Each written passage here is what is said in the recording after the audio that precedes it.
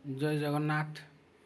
ଗୋଟେ ଲୋକ କହିଲା ମୁଁ ବହୁତ ପରିଶ୍ରମ କରୁଛି, ବହୁତ ଖଟୁଛି, କିନ୍ତୁ ସେଇ ଅନୁସାରେ ମୁଁ ଫଳ ପାଉନି।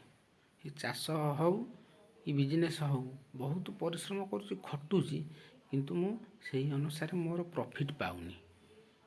ଖାଲି ମୁଁ ସେ ଭାଇକି କହିବି, ଖାଲି ଅଖାଡ଼ୁଆକି ପରିଶ୍ରମ କଲେ, ଖଟିଲେ କେହି ତା'ର ସକ୍ସେସ୍ ହୁଏନି। ସେଥିପାଇଁ ଦରକାର ବୁଦ୍ଧିର ଆବଶ୍ୟକ।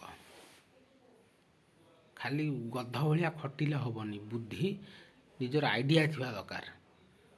ବୁଦ୍ଧି ଥିଲେ କମ୍ ପରିଶ୍ରମରେ ଆପଣ ଅଧିକ ଫଳ ପାଇବେ।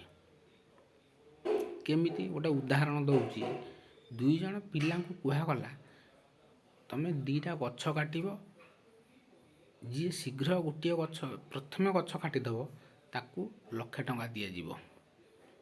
ମୋଟା ମୋଟା ଗଛ 2ଟା ପିଲାଙ୍କୁ କୁହାଗଲା ତମେ 2 ଜଣ ଏ ଗଛକୁ କାଟିବ, ଯିଏ ଶୀଘ୍ର ପ୍ରଥମେ ଗଛ କାଟିଦେବ ତାକୁ 1,00,000 ଟଙ୍କା ଦିଆଯିବ।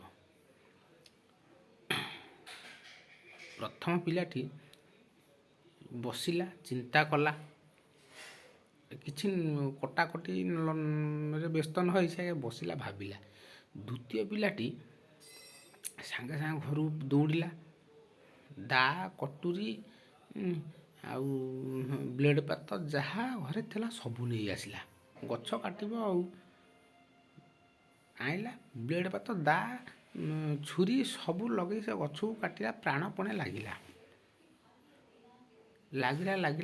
ତାଙ୍କୁ ଟାଇମ୍ ଦିଆ ହେଇଥାଏ ଗଛ କାଟିବାକୁ 2 ଦିନ। ଏ ପିଲାଟା ତା'ର କାଟିବାରେ ତାକୁ ରାତି ଦିନ ଆଉ ନିଦ ମାରିଲାନି। ସେ ବ୍ଲେଡ଼, ଛୁରୀ, ଦା ଯାହା ପାଇଲା କାଟିବାରେ ବ୍ୟସ୍ତ ରହିଲା ଦ୍ୱିତୀୟ ପିଲାଟି। ପ୍ରଥମ ପିଲାଟି ଟିକେ ବସି ପଡ଼ିଲା, ଭାବିଲା, ଚିନ୍ତା କଲା। ସିଏ ଏତେ ତା ଭଳିଆ ବ୍ୟସ୍ତ ହେଲାନି। ସେ ଚିନ୍ତା କଲା, ବସିଲା, ଘରକୁ ଗଲା।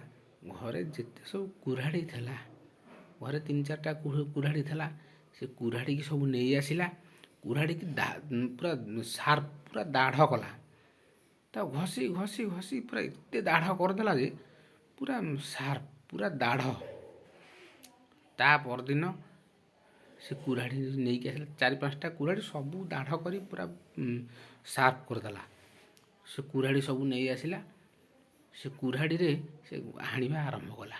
ସେ କୁରାଢ଼ୀରେ ପ୍ରଥମ ଚୋଟରେ ସେ ଯେତିକି ହାଣିଲା, ଏ ପିଲାଟି 2 ଦିନ ହେଲାଣି, 2 ଦିନକୁ ହେବାକୁ ବସିଲାଣି, ତା'ର ଇଞ୍ଚେ ବି କଟିନି, କିନ୍ତୁ ଏ ଗୋଟିଏ କୁରାଢ଼ୀ ଚୋଟରେ ପୁରା ଏତେ କାଟି ସାରିଲାଣି। ଚିନ୍ତା କର, ପିଲାଟି ତା'ର ବୁଦ୍ଧି ଖର୍ଚ୍ଚ କଲା।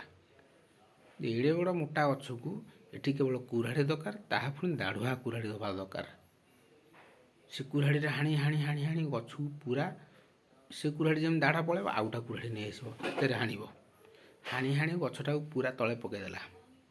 କିନ୍ତୁ ଏ ପିଲା ତା ଆଗରୁ ସେ ତା'ର କାଟିବାରେ ବ୍ୟସ୍ତ, ଦିନ ରାତି ଏକ କରିଦେଇଛି, କିନ୍ତୁ ଗଛକୁ କାଟି ପାଇଲାନି। କିନ୍ତୁ ଏ ପିଲାଟି ଅଧଘଣ୍ଟା ଭିତରେ ଗଛକୁ କାଟି ତଳେ ପକାଇଦେଲା।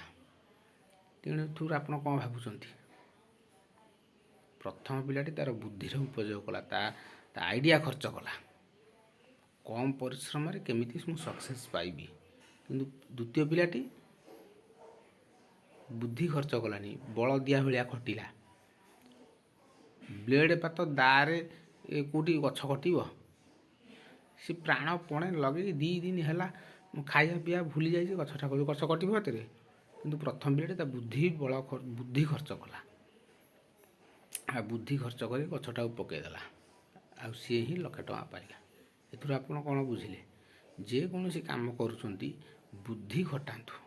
ଖାଲି ବଳଦିଆ ଭଳିଆ ଖଟିଲେ ଆପଣ ସକ୍ସେସ୍ ହେଇପାରିବେ ନାହିଁ। ଜୟ ଜଗନ୍ନାଥ।